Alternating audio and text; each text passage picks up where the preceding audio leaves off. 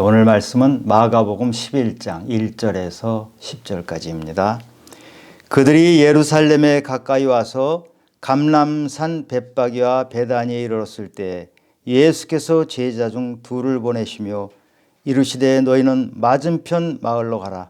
거리로 들어가면 곧 아직 아무도 타보지 않은 나귀 새끼가 메어 있는 것을 보리니 풀어 끌고 오라. 만일 누가 너희에게 왜 이렇게 하느냐 묻거든 주가 쓰시겠다 하라.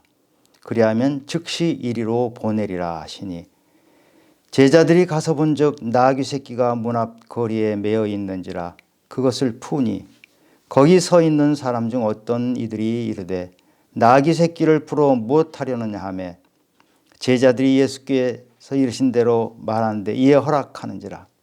나귀 새끼를 예수께로 끌고 와서 자기들의 겉옷을 그 위에 얹어 놓음에 예수께서 타시니 많은 사람들은 자기들의 겉옷을 또 다른 이들은 들에서 벤 나뭇가지를 길에 펴며 앞에서 가고 뒤에서 따르는 자들이 서로 지르되 호산나 찬송하리로다 주의 이름으로 오시는 이여 찬송하리로다 오는 우리 조상 다윗의 나라여 가장 높은 곳에서 호산나 하더라.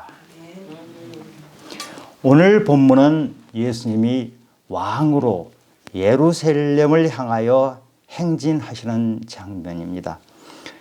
길가에 많은 사람들이 종려나무를 흔들면서 환영했기 때문에 이 날을 종려주일이라고 부릅니다. 이 종려주일부터 부활절인 그 다음 주일까지 그 한 주간은 이 땅에서 주님의 사역을 완성시킨 기간입니다. 3년 반 공생애를 보내셨던 예수님이 가장 클라이막스가 되는 기간이 됩니다. 예수님은 종려주일에 예루살렘에 가셨는데 그 다음 날 요일로 치면 월요일이 되겠습니다. 월요일부터 성전에 가서 가르치시고 종교 권력자들과 충돌도 하시게 됩니다. 그리고 금요일 날에는 십자가에 매달리십니다.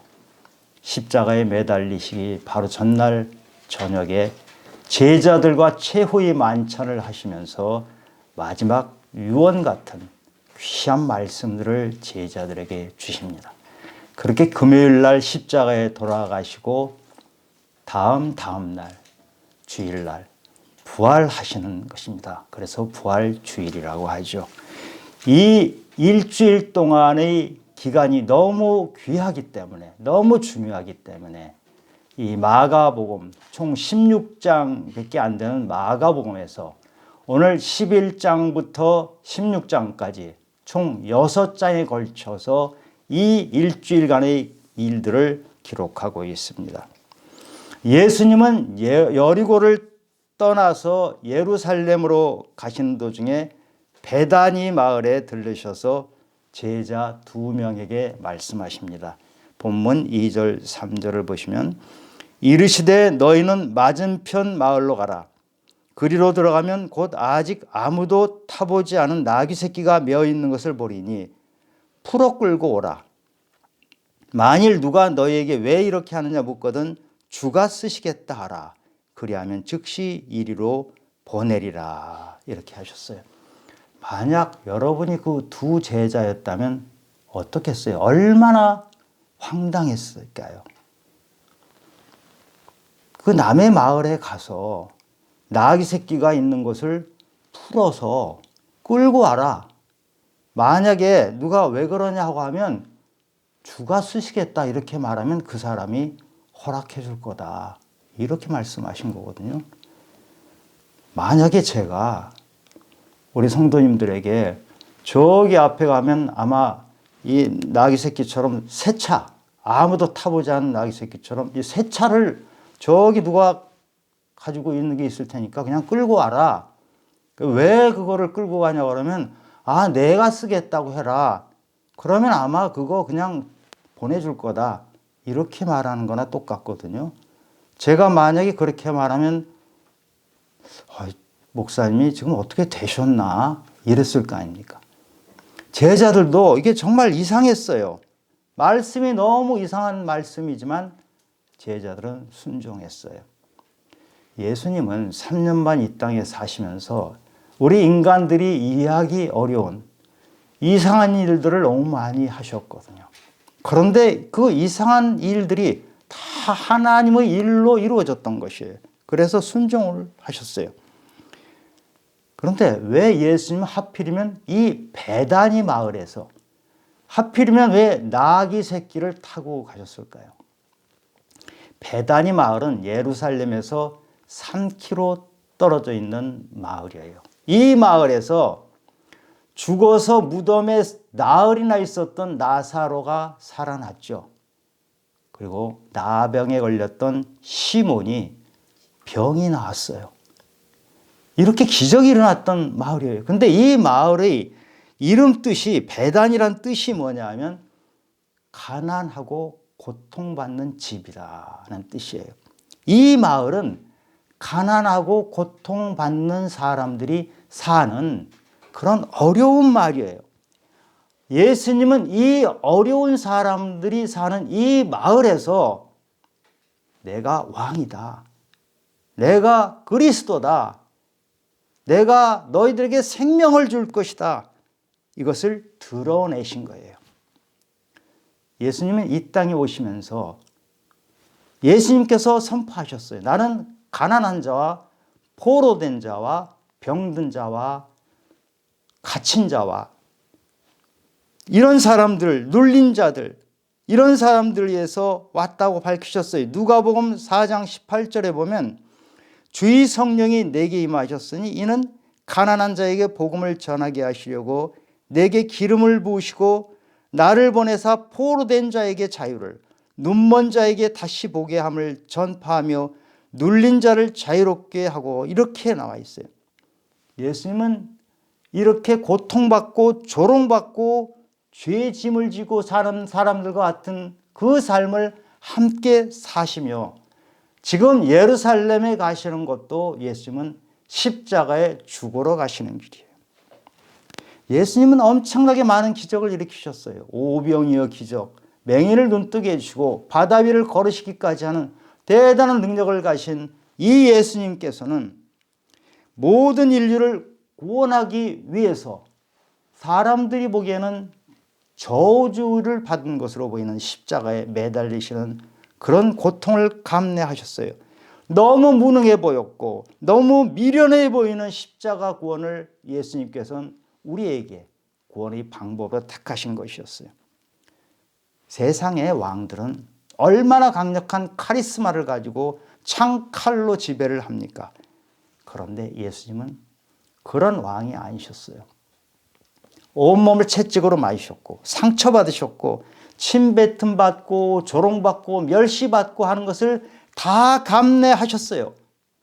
십자가에서는 뻘거벗긴 채로 두 손에 두 발에 못이 박힌 채로 창에 찔린 채로 그런 수치와 고통을 받으시면서 우리 인류가 범한 모든 죄를 다 본인이 다 감당하시는 그런 구세주로서 이 땅에서 사셨던 것이에요. 오늘 예루살렘에서 예수님이 왕으로서의 출정식을 하시는 것은 바로 이런 사람들, 가난하고 고통받는 사람들을 내가 위해서 이 땅에 왔다는 것을 선언하시고 그래서 바로 베단이라는 마을에서 이 출정식을 하신 것이에요. 예수님께서 이렇게 말하세요. 누가 묻거든 주가 쓰시겠다 하라. 예수님 스스로 자기를 주라고 표현한 건 이게 처음이에요. 지금까지는 예수님이 자기를 감추고 드러내지 않게 누가 물으면 나는 무엇을 했는지 너희들 말하지 말아라 이렇게 했는데 이제 때가 되어서 예수님이 내가 바로 주다 이렇게 드러내신 거예요. 주란 말은 헬라어로 키리오스 주인이란 뜻이거든요. 이 당시에 주인이란 키리오스라는 표현을 쓸 수 있는 사람은 로마 황제밖에 없었어요.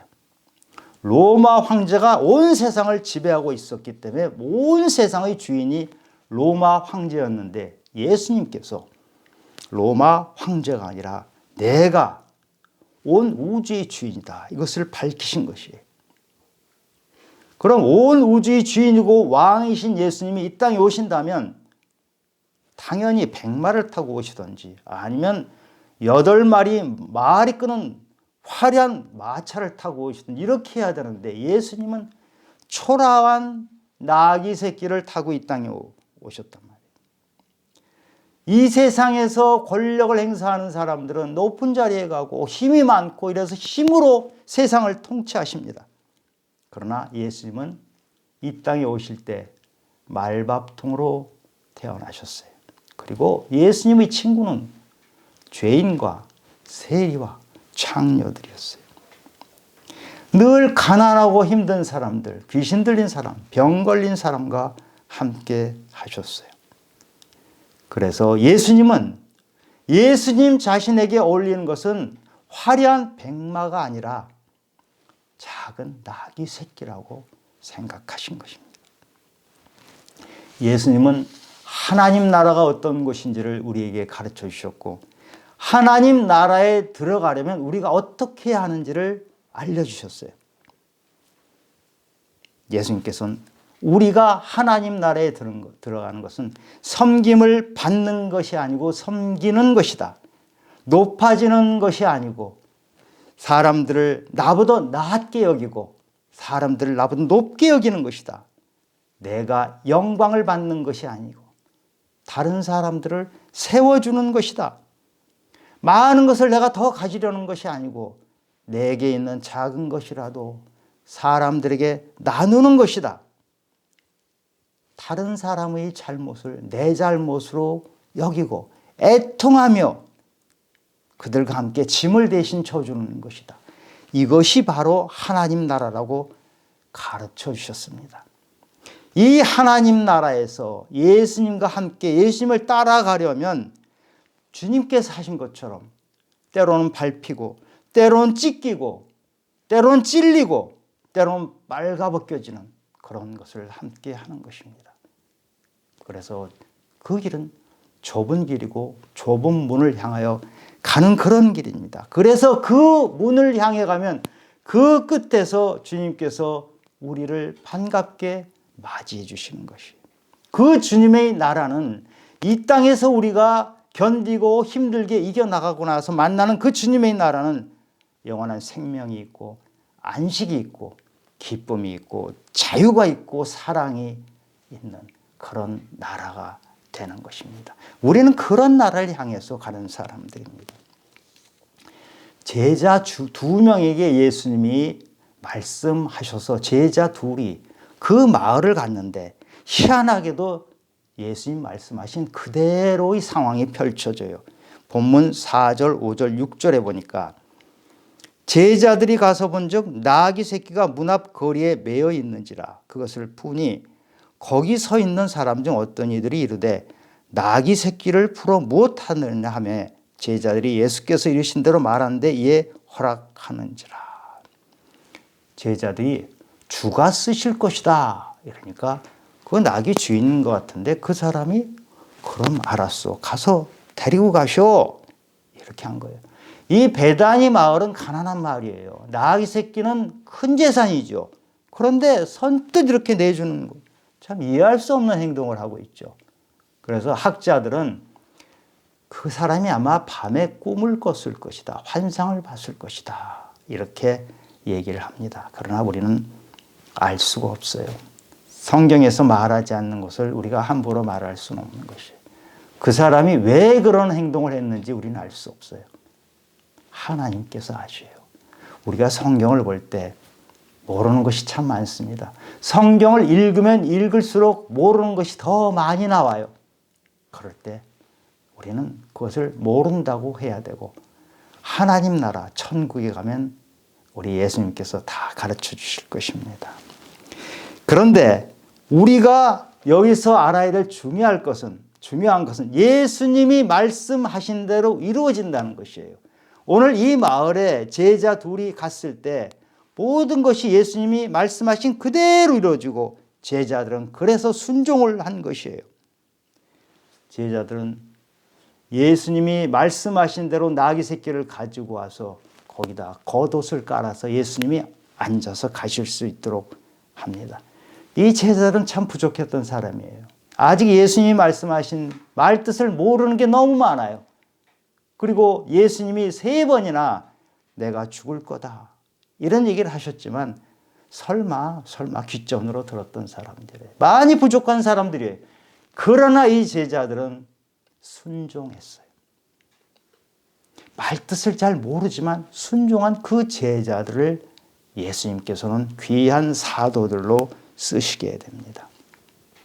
그런데 예수님께서는 어떻게 그 마을에 가면 나귀 새끼가 있을 것을 어떻게 아셨고 또 말하면 그 사람이 가져가라고 허락할 거 어떻게 하셨을까요?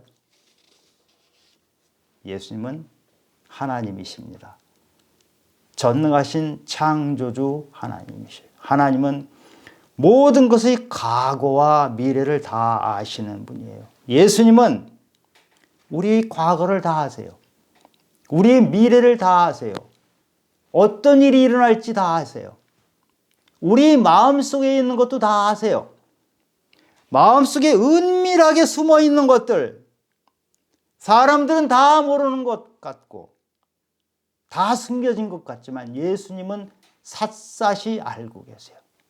내가 누구를 미워하는 것, 내 마음속에 나만 간진 것 같지만 예수님은 그것을 다 아시는 분이에요. 그래서 우리가 예수님께 기도하면 모든 것을 아시는 주님께서 우리를 위로해 주시고 우리 기도를 들어주시고 또 이루어 주시는 것이에요. 지금 메시아로 오신 왕이신 예수님이 나귀 새끼를 탄다는 이것은 이미 500년 전에 스가랴 선지자가 이미 예언했던 것이에요. 스가랴 9장 9절에 보면 시온이 따라 크게 기뻐할지어다. 예루살렘이 따라 즐거이 부를지어다. 보라 내 왕이 내게 임하시나니 그는 공의로우시며 구원을 베푸시며 겸손하여서 나귀를 타시나니 나귀 작은 것 곧 나귀 새끼니라. 이렇게 다 예언이 돼 있어요. 이 이스라엘 사람들은 구약을 잘 알아요. 그런데 이런 예언이 있다는 것을 깨닫지 못해요. 왜냐? 자기 생각에 이상한 거 이해가 잘 안 되는 것은 사람들이 깨닫지도 않을 뿐만 아니고 기억을 못해요. 우리가 설교를 들을 때도 마찬가지예요. 제가 설교를 하는데 여러분 아멘 아멘 그렇게 하실 때가 있죠. 자기 생각과 같은 걸 제가 얘기하면 아멘 아멘 이렇게 받아요. 그런데 자기 생각과 다른 것 회개하라 이런 죄를 짓지 마라 이런 설교를 하면 귀에 거슬려요. 귀에 안 들어오죠. 이것이 인간이에요. 인간은 선택적으로 성경을 보고 선택적으로 설교를 들어요. 그러나 하나님은 우리에게 말씀하십니다. 성경에 있는 말씀 그대로 듣고 그대로 깨달아라 이렇게 말씀을 하십니다. 제자들은 지금 이 상황이 이해가 되지 않았어요. 그러나 한참 후에야 이 상황에 대해서 이해를 하면서 이것이 예언에 나온 대로 예수님께서 하신 것이구나 하는 것을 깨달은다고 해요. 요한복음 12장 16절에 보면 제자들은 처음에 이 일을 깨닫지 못하였다가 예수께서 영광을 얻으신 후에야 예수께서 십자가에 돌아가시고 한 이후에야 이것이 예수께 대하여 기록된 것임과 사람들이 예수께 이같이 한 것임이 생각났더라. 나중에 깨달았던 것이에요. 그런데 지금 나귀 새끼에 대해서 한번 생각을 해보려고 해요. 사람이 한 번도 타지 않았던 나귀 새끼예요. 그런데 갑자기 성인 남자를 태웠으니 얼마나 어설프고 힘들었을 거예요. 굉장히 무거웠을 거예요. 더군다나 길가에 엄청나게 많은 사람들이 그냥 왁자지껄 시끄럽게 하고 있으니까 이 나귀 새끼는 정말 두려웠을 겁니다.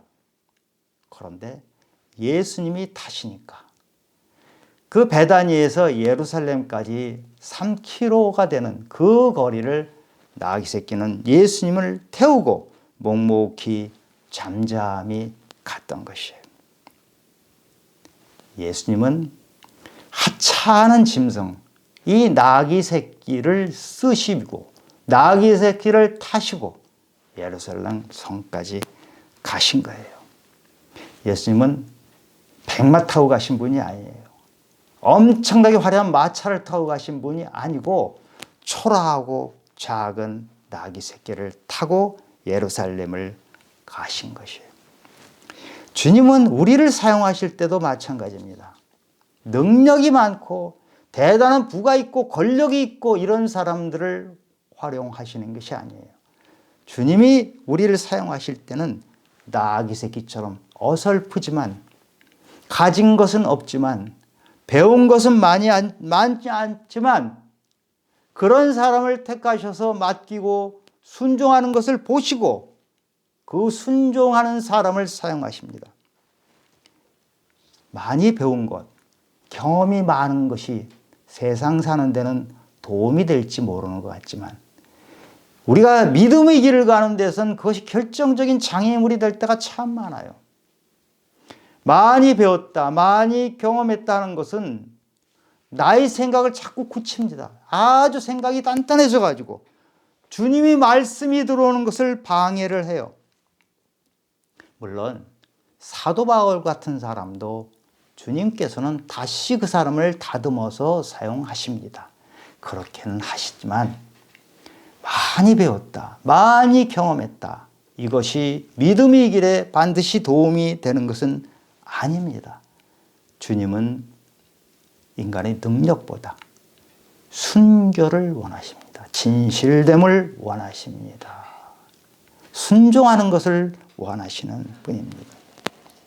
지금 베다니에서 예수님께서는 왕으로서 본격적인 행진을 하세요.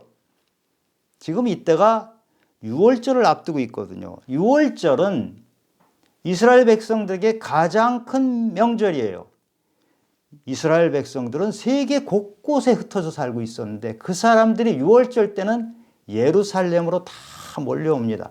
예루살렘 인구의 3배 이상이 되는 사람들이 몰려든다 그래요. 엄청난 인파가 막 몰려드는데 지금 예수님이 나귀 새끼를 타고 예루살렘으로 가는 그 길에 엄청나게 수많은 인파가 예수님을 환영하고 뒤따르면서 오고 있습니다. 그러면서 예수님이 우리 왕이다 라면서 반기고 있어요.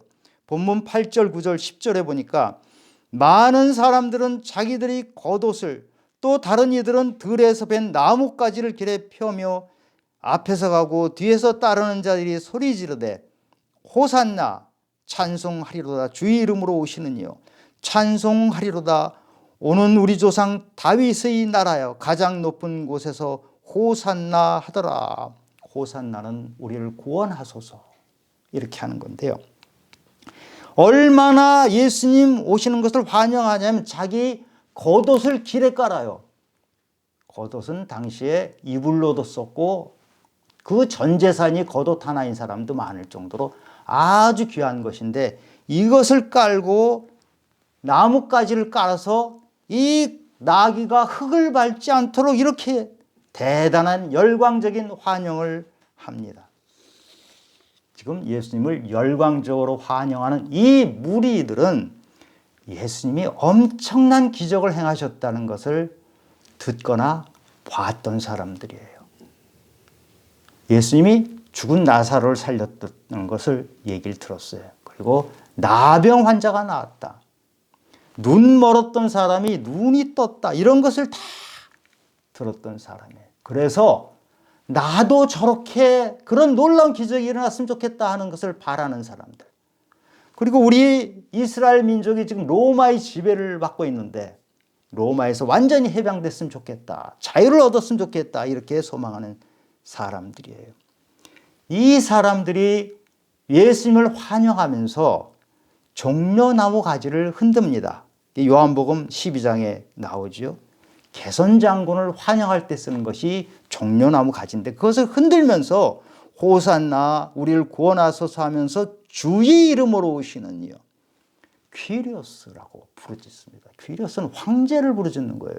황제를 호칭하는 말을 예수님한테 쓰고 있으니 이 사람들이 지금 로마인들이 들으면 큰일 날 일을 하는데 너무 예수님을 열광적으로 환영하다 보니까 이 사람들이 지금 로마에 대한 두려움도 없고 권력자들에 대한 두려움도 없고 이렇게 꿈에 부풀어서 들떠 있어요. 그런데 이 무리들이 어떤 사람들인가요? 예수님이 오병이어 기적을 행하셨죠.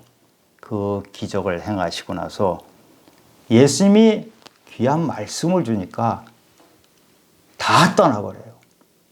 무리들은 기적은 바라지만 말씀 듣는 걸 별로 좋아하지 않죠. 이 땅에서 배불리 먹고 병 낫기만 바라지 고난의 일은 싫어해요. 말씀대로 따라가는 것은 싫어해요. 이들은 유월절을 지키려고 먼 땅에서 왔는데 왜 온 거예요? 복 받으려고 온 거예요. 이 땅에서 복을 받기 위해서 오는 거예요. 그런데 예수님이 그들에게 이렇게 말씀하십니다. 나는 왕은 왕인데 이 땅의 왕이 아니고 내 나라는 하나님 나라야. 이 말씀에 실망한 이 무리들은 결국 예수님을 못 박으소서 하면서 십자가에 못 박아버렸던 사람들이에요.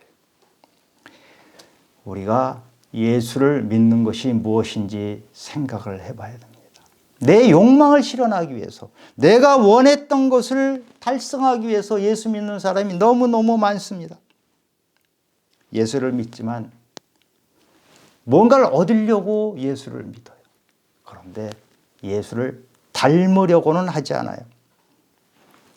예수를 닮아서 예수님처럼 십자가를 지고 예수님을 따라서 좁은 길을 가는 것, 예수님이 능력으로 무엇을 가지고 내가 번영하고 일 잘 되고 다른 누구보다도 내가 잘 돼서 우리 애들은 좋은 학교 가고 나는 부자가 되고 내 병을 깨끗이 낫고 이것만을 원하는 사람들을 교인이라고 해요. 이 교인은 교회를 열심히 다닙니다. 봉사도 합니다. 그런데 원하는 것은 뭔가를 내가 얻기를 바라는 것이에요. 그래서 만약에 내가 이렇게 믿고 하는데 나에게 이익이 되지 않는다 그러면 금방 돌아섭니다. 주님의 고난에는 전혀 동참할 생각이 없어요. 오늘 이 종려나무 가지를 흔들던 이 사람들이 며칠 후, 정확히 보면 딱 5일 후에 전혀 다른 사람들로 바뀝니다. 저 예수를 못 박아버려라, 저 예수를 십자가에 매달아라 이렇게 독서를 퍼붓는 사람들로 바뀌는데 딱 5일 걸렸습니다. 그러나 주님을 따르는 사람을 성도라고 합니다. 주님을 따르는 것은 주님과 고난을 함께하는 것입니다. 주님이 지신 십자가를, 자기 십자가를 지는 것입니다. 주님이 흘리신 그 눈물, 주님이 흘리실 때 함께 우는 것입니다. 물론 부족하죠. 부족하지만 주님을 닮아보려고 애를 쓰는 사람들입니다. 주님께서 우리에게 십자가 가시기 전에 주신 말씀이 내가 너희를 사랑한 것 같이 너희도 서로 사랑하라고 하셨거든요. 그 주님의 받은 사랑을 가지고 다른 사람들에게 사랑을 나누어 주기 위해서 내가 가진 것이 비록 작지만 작은 것이라도 나눠서 함께해서 주님을 닮아가려고 애쓰는 그런 사람들입니다. 갈라디아서 2장 20절 잘 아시는 구절이죠. 내가 그리스도와 함께 십자가에 못 박혔나니 그런즉 이제 내가 알아 사는 것이 아니 오직 내 안에 그리스도께서 사는 것이라. 그리스도가 내 안에 살아계세요. 그래서 주님 닮아가는 삶을 살고 싶어요. 그런데 잘 안 돼요. 잘 안 되지만 이 고백대로 내 안에 그리스도가 사는 것이라 이 고백대로 살기 위해서 애를 쓰는 사람. 잘 안 되지만 해보려고 몸부림을 차는 사람, 이런 사람이 바로 성도입니다. 우리 사랑하는 성도님들은 이런 성도, 주님의 고난에 함께하는 자, 주님의 눈물을 함께 나누는 자. 그래서 이 땅에서는 우리가 비록 힘들고 어려울지라도 주님이 주시는 기쁨을 누리고 주님이 주시는 사랑을 누려서 천국 갔을 때 주님께서 내 아들아, 내 딸아, 수고했다, 이 말을 듣는 그런 성도님들이 되면 좋겠습니다. 예수님은 베다니에서 나귀 새끼를 타고 왕이심을 드러내셨죠. 예수님은 하나님 나라의 왕이신 것을 드러내셨어요. 그러면서 나의 나라는 어떤 곳이다 하는 말씀을 하시는데 3년 반 내내 사실 예수님은 하나님 나라가 어떤 곳인지를 계속 소개하셨어요. 하나님 나라가 어떤 곳입니까? 사랑으로 서로 종로로 타는 나라. 으뜸이 되고자 하는 자는 먼저 섬기는 자가 되는 나라. 보잘것없는 적은 자에게 최선을 다하고 보잘것없는 작은 자에게 한 것이 바로 예수께 한 것이다 하는 그 말씀대로 살아내는 사람. 다른 사람의 고통이 나의 고통인 것처럼 아파하는 사람, 그리고 다른 이웃의 눈물을 내 눈물처럼 여기고 함께 울어주는 사람. 그래서 그들과 함께 애통하며 그들의 짐을 함께 져주는 사람. 그것이 하나님과 함께 대해서 다다른 것입니다. 내 공로는 없고 주님의 은혜만 가득 느끼는 사람. 세상에서 나와 세상은 간 곳이 없고 주님을 구속하신 주님만 보이는 나라. 오늘 예수님을 태우고 왔던 나귀 새끼처럼 작고 낮아지고 순종하는 그런 삶을 사는 사람들이 사는 나라. 그곳이 바로 예수님이 함께하는 곳입니다. 예수님은 그 나라의 왕이시고 우리가 그 나라의 백성입니다. 주님은 좁은 길을 가셨습니다. 십자가의 길을 가셨는데 우리도 주님과 함께 그 길을 가면 주님이 계신 곳에 우리가 다다를 수가 있어요. 우리 사랑하는 성도님들, 다 주님이 계신 그곳까지 힘쓰며 주님과 동행하며 주님을 바라보며 가는 삶을 살아내기를 예수 이름으로 축원합니다. 아멘.